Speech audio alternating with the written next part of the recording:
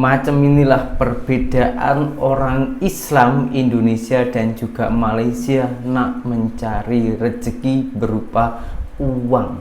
Oh, ini Malaysia ini ya. Oh, cara dia berjualan. Cara menarik pelanggan ya. Ada daging ah? Ada daging sudah habis. Kambing pun sudah boleh. Ini mie Thailand ah. Astagfirullahaladzim. Ya Rob. Indonesia ini ya. Masjid ini. Masjid Karuhun, Masjid Kolak. Masjid tua. Turunkan rahmatmu. Amin ya Allah. Turunkan rahmatmu. Jibril, turunkan. Arwahmu. Jibril, turunkan uang.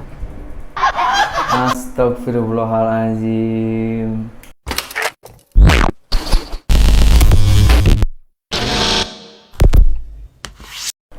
Hai, halo geng. Assalamualaikum warahmatullahi wabarakatuh.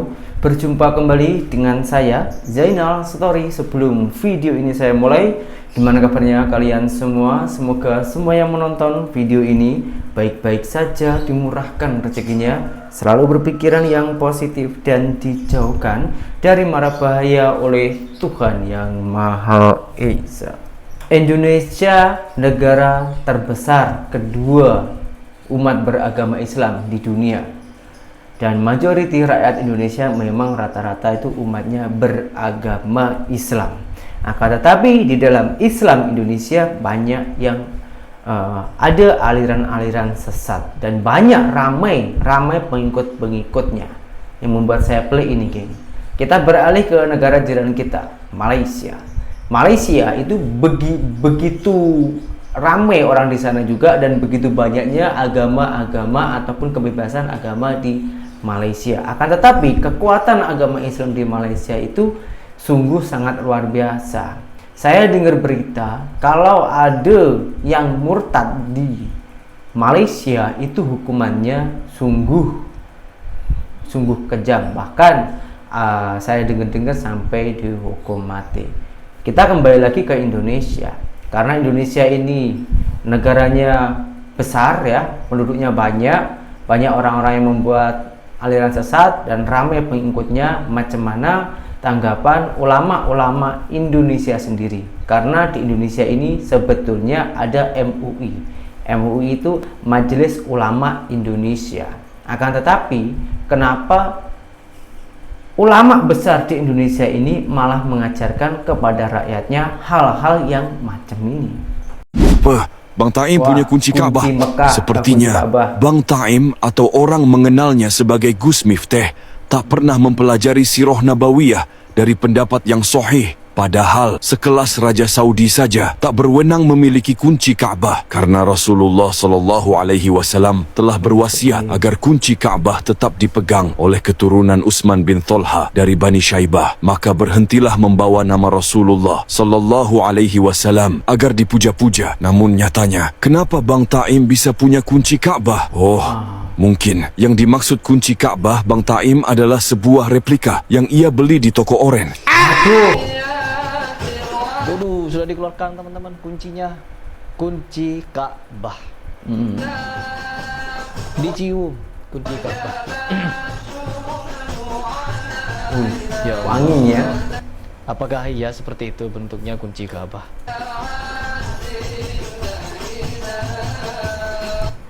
Ya Allah. Siapa lagi? Oh, Pak Ganjar, ada Pak Ganjar. Ganjar Pranowo. Apa?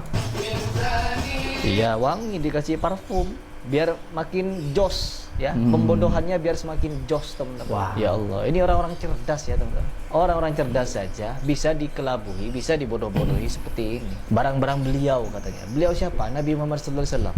Ini barang-barangnya Nabi Muhammad SAW. Mau kemana? Ya Allah, harusnya berpikir kritis. Harusnya berpikir kritis seperti Pak Ganjar ini. Ada Deddy Corbuzier juga. Tuh, ada Deddy Corbuzier. Oh, Deddy Corbuzier, orang terpandai di Indonesia. Dicium juga. Ada siapa saja ya, ada beberapa tokoh. Kok bisa orang-orang seperti mereka ini percaya? Kok bisa? Pemikiran kritisnya itu pada kemana? Dan pasti ketika kita membahas seperti ini, salah Wahabi, teman-teman. Ketika kita membahas seperti ini, pasti salah orang-orang Wahabi. Wah, kalian itu tidak beriman kepada peninggalan Nabi Muhammad SAW. Kalian tidak percaya dengan ini. Ya Allah, kalau kita mau berpikir, teman-teman, kalau ini memang dianggap sebagai peninggalan Nabi Muhammad SAW, yang dimana kunci Ka'bah itu turun-temurun dipegang oleh satu keturunan, teman-teman, tidak bisa dipindah, tidak boleh. Barang siapa yang mengambil kunci tersebut dari orang yang sudah dimandatkan oleh Nabi Muhammad SAW, maka mereka adalah orang yang zalim. Bahkan seperti Raja Salman pun, untuk masuk ke dalam Ka'bah itu tanpa izin yang memegang kunci tersebut, tidak boleh dan tidak berani. Mereka adalah orang-orang amanah. Dan tiba-tiba kunci itu hadir di Indonesia. Hadir di Indonesia. Wow. Betapa sontoloyonya ini. Seandainya ada Betapa disclaimer sontoloyo. di awal bahwa barang-barang ini adalah barang palsu, barang-barang replika atau bagaimana. Tetapi teman-teman, setelah saya menyimak, jangankan menyebutnya replika, dinyatakan mirip dengan kunci aslinya saja berbeda. Kunci yang dicium Miftah seperti ini, sedangkan aslinya seperti ini. Di mana letak persamaannya? Beda ya. Beda guys. Jelas berbeda, teman-teman. Ini agama. Ya, dengan berembel-embel agama yang bisa dengan mudah untuk membodohi umat. Contohnya seperti ini. Lalu kemana akal-akal kritis ini? Pemikiran-pemikiran kritis dari seorang Deddy Corbuzier, dari seorang Ganjar Pranowo. Kemana? Tak bisa dipungkiri, memang kuburan adalah sumber rezeki. Nyatanya, sungguh berani orang-orang yang mengatasnamakan dari keturunan Nabi, walau belum pasti, membuat cerita dusta kuburan wali menjadi makam keramat yang harus didatangi, makam yang dihiasi, dan cerita-cerita dusta yang mengiringi, sehingga menarik orang awam yang terbodohi untuk datang mengunjungi. Maka cuan pun datang menghampiri, dan kuburan menjadi proyek sumber rezeki. Hanya saja proyek menjanjikan ini mengantarkan kepada kebinasaan karena membuat cerita penuh kedustaan seputar kuburan hanya demi cuan. Apakah ini salah satu yang pembodohan juga, Pak Guru? Mana? Perbedaan makam orang yang dijamin surga dengan makam yang dijamin mendatangkan perkara bidah. Lihatlah kenyataan makam sahabat Utsman bin Affan radhiyallahu anhu kuburannya yang biasa dijamin ya. surga oleh Rasulullah sallallahu alaihi wasallam. Terlihat sederhana sebagaimana wasiat dari Nabi sallallahu alaihi wasallam. Lihatlah kenyataan. Inilah makam dari ahlu bid'ah yang bertentangan dengan wasiat Nabi SAW. Itu Habib tuh, Habib tuh. Habib mengatakan meratakan kuburan. Apakah ini termasuk salah satu pembodohan yang Pak Guru katakan? Layaknya kamu.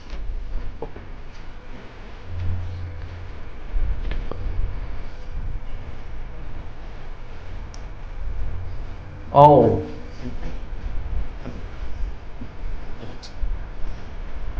Terus saya pernah yang pada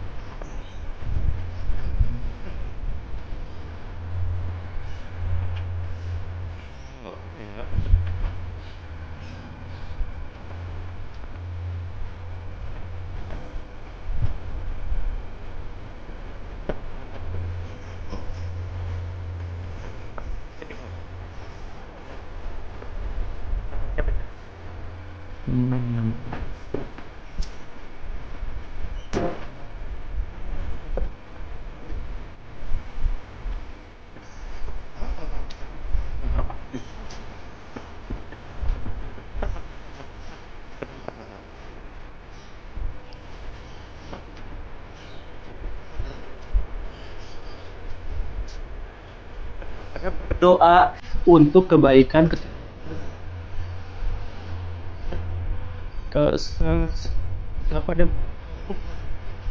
di kuburan itu di Meu.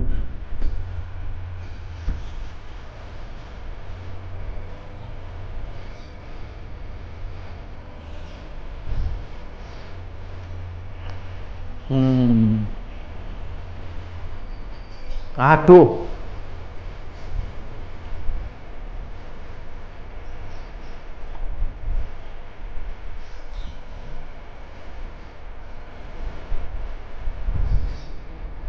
Hmm.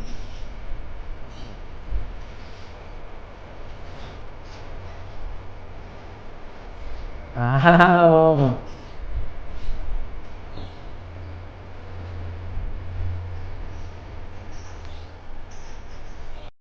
Kenapa, King? Kenapa hal-hal macam ini dari dulu, sejak dari dulu, ini peninggalan budaya dari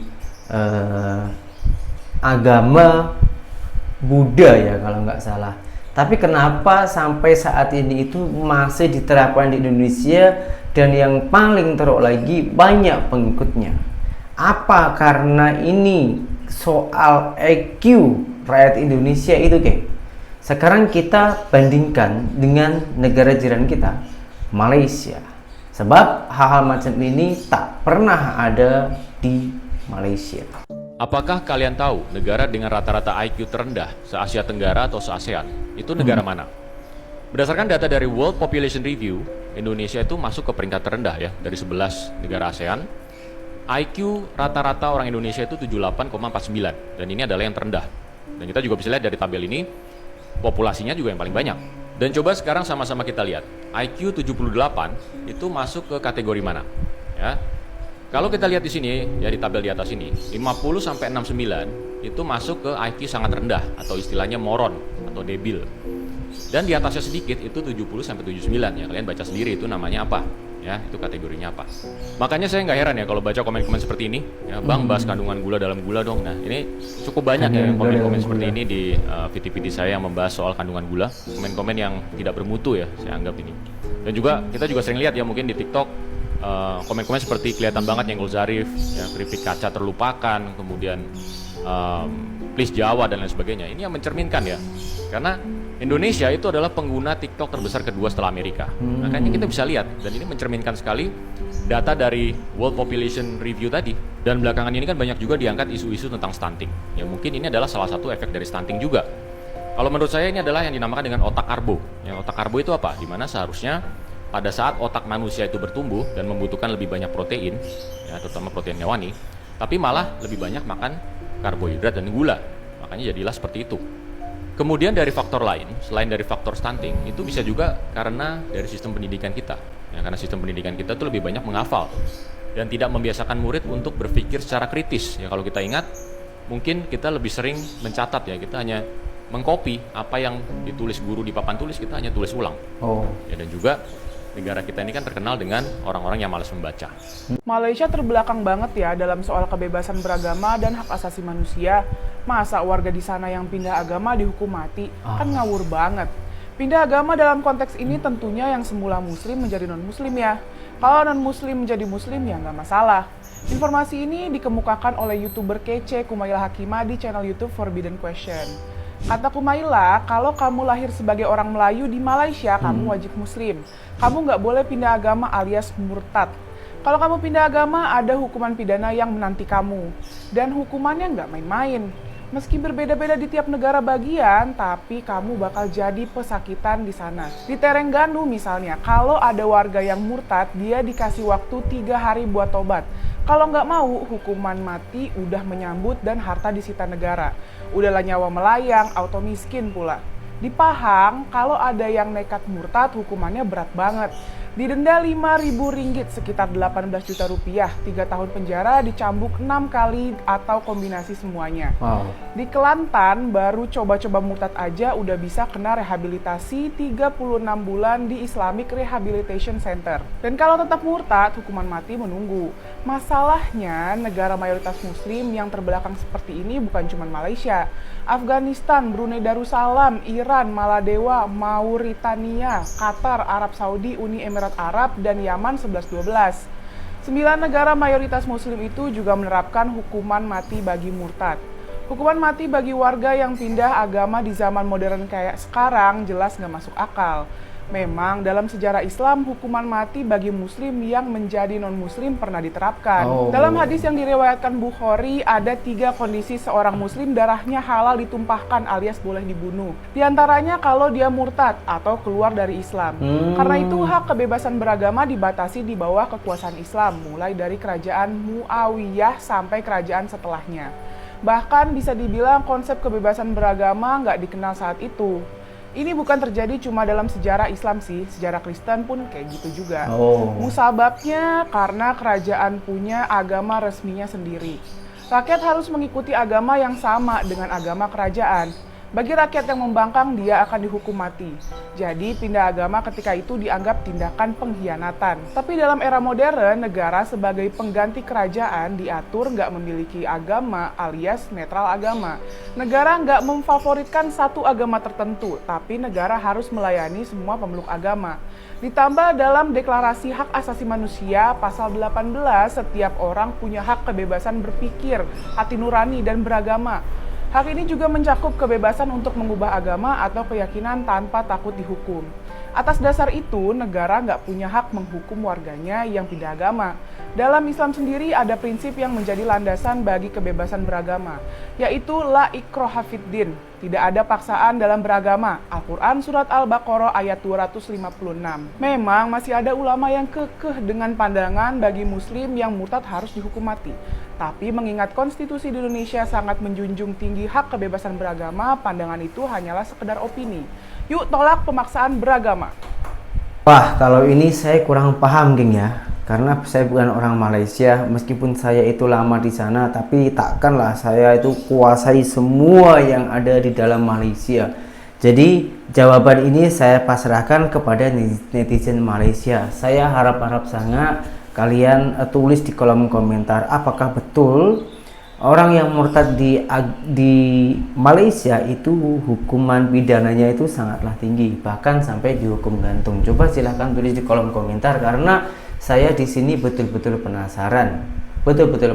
Kalau itu benar-benar hal terjadi, di mana HAM-nya, hak asasi manusianya. Oke, dari video ini bukannya saya ini buat berniat untuk mengapi-ngapikan atau gitu, nggak ada. Cuman saya hanya berusaha untuk memberikan informasi sesuai dengan fakta di lapangan.